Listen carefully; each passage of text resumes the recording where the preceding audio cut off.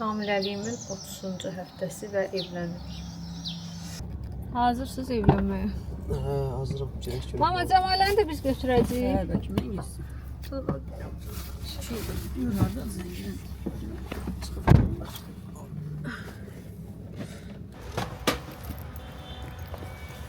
Gecikmişik.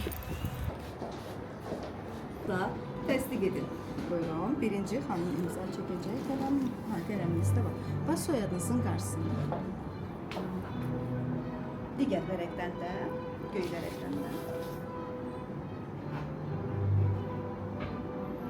Bəy də imza çəksin. Qarşı-qarşıyadır soyadlarınız.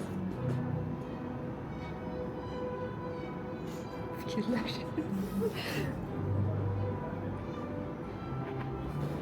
Bəyin şahidi.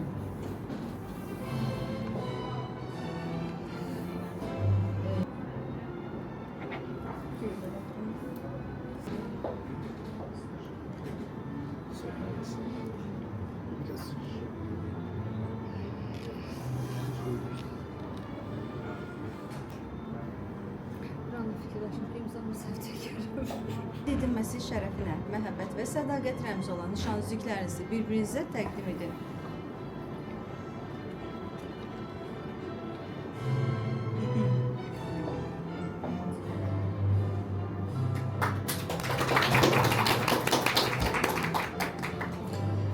Azərbaycan Respublikasının Ailə Məcəlləsinə əsasən bu andan sizin nikahınız qanuni elan edilir. Təbrik edirik, xoşbəxt olun.